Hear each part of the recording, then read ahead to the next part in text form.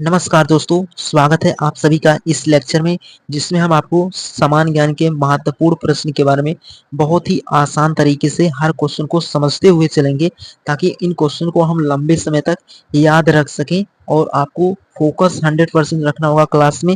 तब जाकर आप बेहतर तरीके से इन क्वेश्चंस को समझ पाएंगे।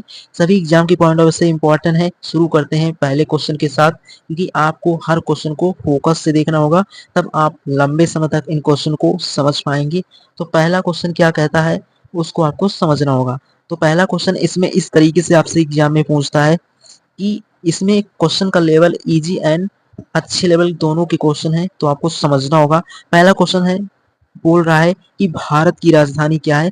तो भारत की जो राजधानी है, आपको ये समझ आ गया होगा कि जो भारत की राजधानी है वो नई दिल्ली है। ये आपको क्लियर होना चाहिए, बहुत इंपॉर्टेंट है। उसी प्रकार दूसरा क्वेश्चन ये भी बहुत इंपॉर्टेंट है। इसमें बोल रहा है विश्व का सबसे बड़ा महासागर कौन सा है। तो जो विश्व का सबसे बड़ा महासागर है वो प्रशांत महासागर है। ये अभी आप बहुत इजीली समझ गए होंगे। उसी प्रकार तीसरा क्वेश्चन भी अपना आप में बहुत खास है, ये भी बन सकता है एग्जाम के पॉइंट ऑफ से इम्पोर्टेंट है। इसमें मेंशन किया है कि भारत का संविधान कब लागू हुआ था।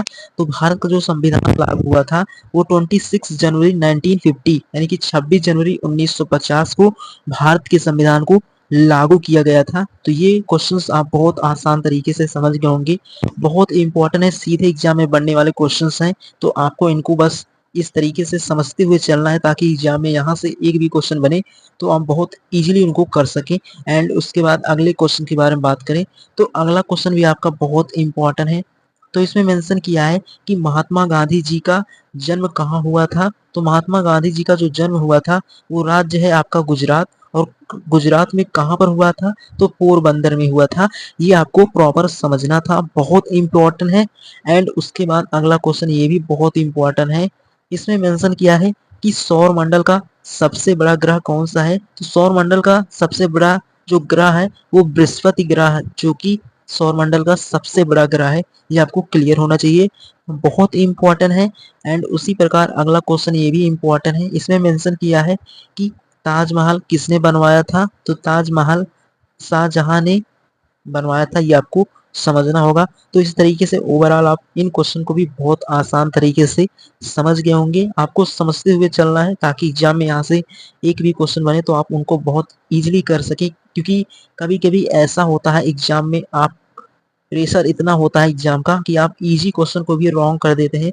तो ये इन गलतियों से बचना होगा, आपको फोकस 100% रखना, तब जाकर आप बेहतर कर पाएंगे एग्जाम में बनने वाले क्वेश्चंस को।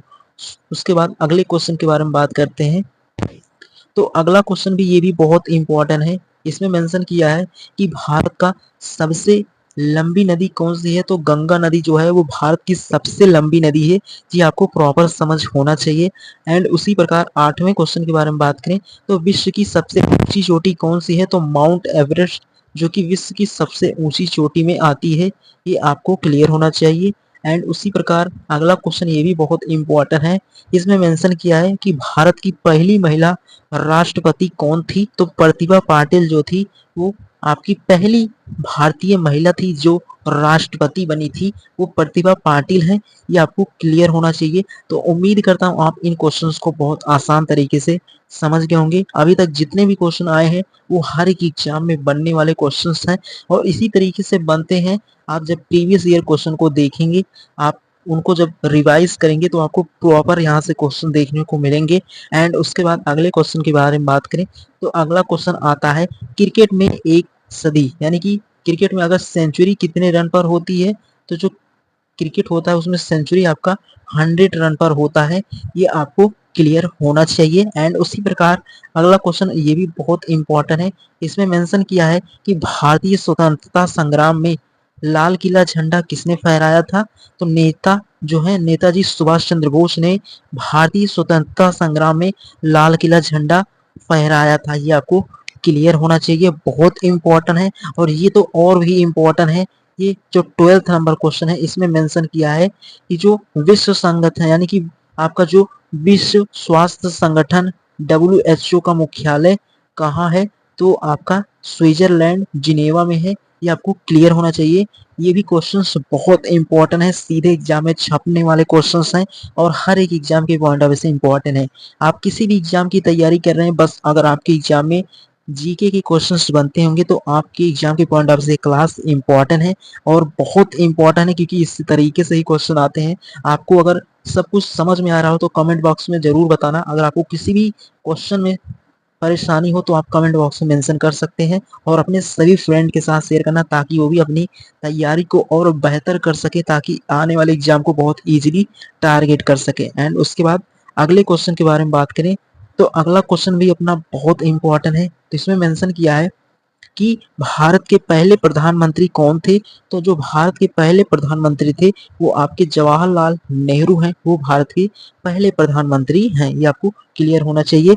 तो इस तरीके से आप इस क्वेश्चन को भी बहुत आसान तरीके से समझ गए होंगे। एंड उसके बाद 14 नंबर क्वेश्चन, ये भी अपने आप में खास है। इसमें बोला है कि पृथ्वी यानी जो पृथ्वी है आपकी, पृथ्वी से सबसे नजदीक ग्रह कौन सा है। तो शुक्र ग्रह जो है वो पृथ्वी से सबसे नजदीक ग्रह है। एंड उसी प्रकार ये क्वेश्चन भी बहुत इंपॉर्टेंट है।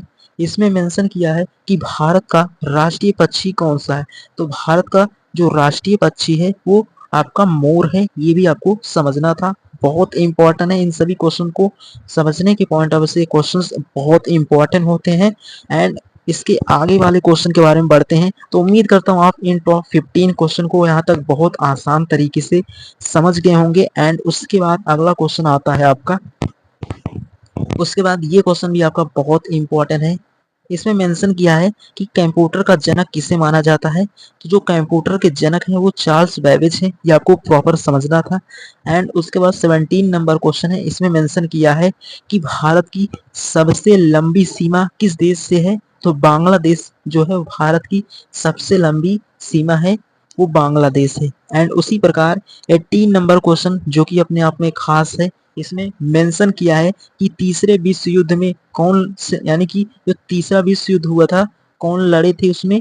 तो अभी तक कोई तीसरा विश्व युद्ध नहीं हुआ है। ये आपको क्लियर होना चाहिए, बहुत इंपॉर्टेंट है। सीधा एग्जाम में बनने वाले क्वेश्चन है। एग्जामिनर कुछ क्वेश्चन को इजी होते हैं लेकिन उनको उनकी लैंग्वेज को घुमाकर पूछता है, तो आपको प्रॉपर क्वेश्चन को समझते हुए करना है ताकि आप इजी क्वेश्चन को रॉन्ग ना करें। तो उसके बाद अगले क्वेश्चन के बारे में बढ़ते हैं। अगला क्वेश्चन क्या है वो भी बहुत इंपॉर्टेंट है। उसके बाद 19 नंबर क्वेश्चन के बारे में बात करें तो इसमें मेंशन किया है कि विश्व में सबसे अधिक जनसंख्या वाला देश कौन सा है। तो चीन जो है विश्व में सबसे अधिक जनसंख्या वाला देश है। एंड उसके बाद 20 नंबर क्वेश्चन के बारे में बात करें कि भारत का राष्ट्रीय खेल क्या है। तो भारत का जो राष्ट्रीय खेल है वो आपका हॉकी है। उसके बाद इस तरीके से आप 20 क्वेश्चन को यहाँ तक बहुत आसान तरीके से समझ गए होंगे, बहुत इंपॉर्टेंट क्वेश्चंस हैं। उसके बाद 21 के बारे में बात करें तो ये भी क्वेश्चन अपने आप में खास क्वेश्चन है। इसमें मेंशन किया है कि भारत के सर्वोच्च न्यायालय का मुख्यालय कहाँ है। तो नई दिल्ली में है। ये आपको समझना है। तो इस तरीके से आप ये भी क्वेश्चन बहुत इजीली समझ गए होंगे और बहुत इंपॉर्टेंट है। तो इस तरीके से आप इन क्वेश्चन को भी बहुत इजीली समझ गए होंगे। उसके बाद अगला क्वेश्चन आता है, उसके बाद 22 है। इसमें मेंशन किया है कि महात्मा गांधी जी की हत्या कब हुई थी। तो 13 जनवरी 1948, यानी कि महात्मा गांधी जी का जो हत्या किया गया था वो 30 जनवरी 1948 को महात्मा जी की जो हत्या की गई थी वो हुआ था। तो उसी प्रकार 23 के बारे में बात करें तो ये भी बहुत इंपॉर्टेंट है। इसमें बोला है कि भारत का सबसे बड़ा राज्य क्षेत्रफल के हिसाब से कौन सा है। तो राजस्थान। अगर क्षेत्रफल के अनुसार सबसे छोटा पूछेगा तो गोवा हो जाएगा। इस दोनों क्वेश्चन को आप हमेशा याद रखना। अगर छोटा पूछेगा तो बड़ा भी आपको क्लियर होना चाहिए। तो इस तरीके से आप ये समझ गए होंगे। उसके बाद 24 है, यहाँ पर मेंशन किया है। ये भी क्वेश्चन अपने आप में बहुत रिपीटेड क्वेश्चन है, क्योंकि इस तरीके से क्वेश्चंस को जरूर पूछते हैं एग्जाम में कि गांधी जी ने दांडी मार्च कब किया था। तो 1930 यानी कि 1930 को गांधी जी ने दांडी मार्च किया था। ये आपको क्लियर होना चाहिए। तो उम्मीद करता हूँ अभी तक 24 क्वेश्चन आप बहुत इजीली 100% फोकस के साथ समझ गए होंगे। अगर आपका फोकस सामने रहेगा तो ऐसा हो ही नहीं सकता कि आप क्वेश्चंस को ना समझ सकें। इसीलिए आप फोकस हमेशा 100% रखना, तो क्वेश्चन को बेहतर तरीके से आप समझ पाएंगे। एंड उसके बाद अगले क्वेश्चन के बारे में बात करें तो अगला क्वेश्चन भी अपने आप में खास क्वेश्चन है। इसमें मेंशन किया है कि शतरंज खेल की उत्पत्ति किस देश में हुई थी? तो भारत देश में शतरंज खेल की उत्पत्ति हुई थी। ये आपको प्रॉपर समझना था। एंड उसके बाद तो 26 के बारे में बात करें, जो आणविक ऊर्जा का उपयोग किसमें होता है? तो बिजली उत्पादन और चिकित्सा में आणविक ऊर्जा का उपयोग किया जाता है। ये भी क्वेश्चन अपने आप में खास था। एंड उसके बाद 27 नंबर क्वेश्चन, ये भी अपने आप में इम्पोर्टेंट है। तो यहाँ पर मेंशन किया है कि विश्व का सबसे बड़ा रेगिस्तान कौन सा है? तो विश्व का जो सबसे बड़ा रेगिस्तान है वो आपका सहारा रेगिस्तान, जो कि विश्व का सबसे बड़ा रेगिस्तान है, ये आपको समझना था। तो उम्मीद करता हूँ आप 27 क्वेश्चन तक बहुत इजीली समझ गए होंगे। बहुत इंपॉर्टेंट क्लास है। एंड उसके बाद अगले क्वेश्चन के बारे में बात करें, तो अगला क्वेश्चन भी अपने आप में खास है। तो अगला 28 के बारे में बात करें, तो इसमें मेंशन किया है कि भारत की सबसे ऊंची जलप्रपात कौन सा है? तो जो जलप्रपात है वो मेघालय राज्य में है। उसका नाम क्या है? तो जो उसका नाम है वो नोकलिकाई जो है वो भारत की सबसे ऊंची जलप्रपात है, वो है आपका नोकलिकाई, मेघालय राज्य में है। ये आपको क्लियर होना चाहिए। उसी प्रकार 29 के बारे में बात करें, ये भी अपने आप में खास है। इसमें मेंशन किया है कि इंटरनेट का आविष्कार किसने किया था? तो विटन सर्फ और रॉबर्ट कान ने इंटरनेट का आविष्कार किया था। ये आपको क्लियर होना चाहिए। एंड उसके बाद 13 नंबर क्वेश्चन के बारे में बात करें, तो इसमें बहुत इंपॉर्टेंट क्वेश्चन है कि भारतीय संविधान में कुल कितने अनुच्छेद हैं? तो भारतीय संविधान में 448 अब तक संशोधित हैं। ये आपके भारतीय संविधान में कुल अनुच्छेद 448 अब तक संशोधित हैं। ये आपको क्लियर होना चाहिए। तो उम्मीद करता हूँ आप इस तरीके से इन क्वेश्चन को समझ गए होंगे। तो ये हैं इंपॉर्टेंट क्वेश्चन, आपको इनके बारे में समझ होना चाहिए।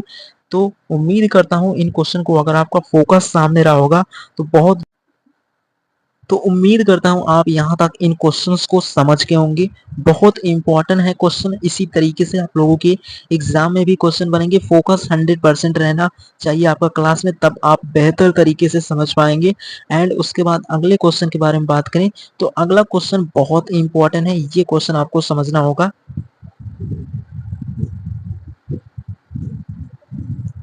इस तरीके से इसमें पूछ रहा है कि कौन सा तत्व रासायनिक प्रतीक ऑक्सीजन से दर्शाता है? तो ऑक्सीजन यानी कि जो आपका कैपिटल ओ होता है वो किसको दर्शाता है? तो जो दर्शाता है वो आपका ऑक्सीजन को दर्शाता है। उसके बाद अगला क्वेश्चन, ये भी अपने आप में बहुत इंपॉर्टेंट है। इसमें मेंशन किया है कि विश्व का सबसे लंबा पुल कौन सा है? तो जो विश्व का सबसे लंबा पुल है उसका नाम है डेनजियांग कुनसान ग्रैंड ब्रिज, जो कि कौन से देश में है? तो चीन में है। ये आपको प्रॉपर समझना था। एंड उसके बाद 33 नंबर क्वेश्चन के बारे में बात करें, तो इसमें मेंशन किया है जो फुटबॉल विश्व कप सर्वाधिक विजेता देश कौन सा है? तो ब्राजील जो है वहां पर सर्वाधिक फुटबॉल विजेता क्या है? देश है जो आपका वो ब्राजील है। तो ये भी आपको प्रॉपर समझ हो गया होगा। बहुत इंपॉर्टेंट क्वेश्चन है, सीधे एग्जाम में पूछा जाने वाला क्वेश्चन है। तो इनके बारे में तो आपको प्रॉपर समझ होना चाहिए। एंड उसके बाद अगला क्वेश्चन बहुत इंपॉर्टेंट है कि नासा का पूर्ण नाम क्या है? ये आपको प्रॉपर समझना है। जो नासा है उसका पूर्ण नाम क्या है? तो जो नासा का पूर्ण नाम हो जाएगा वो हो जाएगा national aeronautics and space administration. ये आपको प्रॉपर समझना था। ये भी अपने आप में क्वेश्चन बन सकता है। एंड उसके बाद अगला क्वेश्चन ये मेंशन है कि भारत के राष्ट्रपति का कार्यकाल कितना होता है? तो कितने वर्षों के लिए होता है? तो 5 वर्षों के लिए भारत के राष्ट्रपति का कार्यकाल होता है। ये आपको प्रॉपर समझना था। एंड उसके बाद अगला क्वेश्चन इसमें मेंशन किया है कि इसमें बोल रहा है कि विश्व का सबसे बड़ा महासागर कौन सा है? तो प्रशांत महासागर। ये तो आपको प्रॉपर समझ हो गया होगा कि अगर विश्व का सबसे बड़ा महासागर के बारे में पूछेगा वो आपका प्रशांत महासागर ही है। एंड उसके बाद अगला क्वेश्चन अपने आप में खास है। ये भी क्वेश्चन अपने आप में बहुत इंपॉर्टेंट है कि महाभारत के अनुसार पांडवों में कुल कितने भाई थे? तो जो पंच पांडव थे वो 5 ही थे। ये तो हर व्यक्ति को पता होता है। ये आपको प्रॉपर समझ होना चाहिए। एंड उसके बाद अगला क्वेश्चन इसमें मेंशन किया है, बहुत इंपॉर्टेंट है कि जो आपके विक्टर ह्यूगो किस विषय के लिए प्रसिद्ध हैं? वो साहित्य में प्रसिद्ध हैं। और किसके लिए हैं? तो लेस मिश्रावल्स के लेखक हैं। वो आपके जो हैं वो साहित्य के लेस मिश्रा वेल्स के लेखक हैं कौन? Victor Hugo. किस विषय के लिए प्रसिद्ध है? तो वो साहित्य के लिए प्रसिद्ध है, ये आपको प्रॉपर समझना था। एंड उसके बाद 39 नंबर क्वेश्चन के बारे में बात करें तो ये भी अपने आप में खास है कि भारत में सबसे अधिक बोली जाने वाली भाषा कौन सी है? तो हिंदी जो है वो भारत में सबसे अधिक बोली जाने वाली भाषा है, ये आपको प्रॉपर समझना था, बहुत इंपॉर्टेंट है। तो इस तरीके से आप इन क्वेश्चन को भी बहुत आसान तरीके से समझ के होंगे। तो आज के क्लास में बस इतना ही, आप इन क्वेश्चन का रिवीजन करना, बहुत इंपॉर्टेंट क्वेश्चंस हैं। इस तरीके से आप लोगों के एग्जाम में भी क्वेश्चंस बनते हैं, जिसमें ओवरऑल हमने 40 के समथिंग क्वेश्चंस को किया है, बहुत इंपॉर्टेंट है। इन क्वेश्चंस का आप रिवीजन करते रहना, इसी तरीके से आप लोगों के एग्जाम में भी क्वेश्चंस बनते हैं। तो उम्मीद करता हूँ आप यहाँ तक सभी क्वेश्चन को बहुत इजीली समझ गए होंगे, बहुत इंपॉर्टेंट है। एंड उसके बाद अगले क्वेश्चन के बारे में बात करें तो अगला 40 नंबर क्वेश्चन है, इसमें मेंशन किया है कि विश्व का सबसे बड़ा जीवित जीव कौन सा है? तो नील व्हेल, यानी कि जो नीली व्हेल है वो विश्व की सबसे बड़ी जीवित जीव है, ये आपको क्लियर होना चाहिए। एंड 41 के बारे में बात करें, ये भी अपने आप में बहुत इंपॉर्टेंट है कि विश्व की सबसे लंबी दीवार कौन सी है? तो ग्रेट वॉल ऑफ चाइना, यानी कि जो चाइना की ग्रेट वॉल ऑफ है वो विश्व की सबसे लंबी दीवार है, ये आपको क्लियर होना चाहिए, बहुत इंपॉर्टेंट है क्वेश्चन है। एंड उसके बाद 42 है, इसमें मेंशन किया है कि पृथ्वी की सतह पर कितने प्रतिशत भाग जल से ढका है? तो लगभग 71% जो भाग है पृथ्वी का वो किससे ढका हुआ है? तो वो आपके जल से ढका हुआ है, 71% भाग पृथ्वी का। ये आपको प्रॉपर समझ हो गया होगा इसके बारे में भी। एंड उसके बाद अगले क्वेश्चन के बारे में बढ़ते हैं। तो अगला क्वेश्चन आपका बहुत इंपॉर्टेंट है कि न्यूटन ने गुरुत्वाकर्षण का नियम कब प्रतिपादित किया था? तो ये भी अपने आप में बहुत इंपॉर्टेंट है, क्योंकि जो सर न्यूटन ने आज हमें जिसके बारे में बताया है उससे संसार में हर एक वस्तु उसी के ऊपर आकर्षण और प्रतिकर्षण का बल लगाते हैं। तो इसकी प्रतिपादित यानी कि उसको कब दिया था सर न्यूटन ने गुरुत्वाकर्षण का नियम? उसका प्रतिपादित कब किया था उसको? तो 1687 यानी कि 1687 में सर न्यूटन ने गुरुत्वाकर्षण के नियम को क्या किया था? प्रतिपादित किया था, ये आपको क्लियर होना चाहिए, बहुत इंपॉर्टेंट है। एंड उसके बाद 44 के बारे में बात करें तो यहाँ पर मेंशन है कि भारत का पहला उपग्रह कौन सा है? तो आर्यभट्ट 1975 में इसकी खोज हुआ था, ये भी आपको क्लियर कट होना चाहिए, बहुत इंपॉर्टेंट क्वेश्चन था।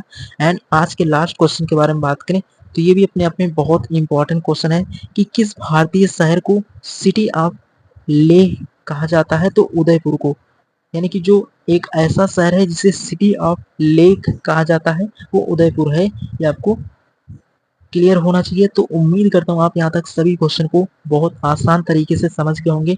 आप लोगों के एग्जाम में भी क्वेश्चन इसी तरीके से बनेगा, तो इन क्वेश्चन का रिवीजन करना। मिलेंगे नेक्स्ट लेक्चर में और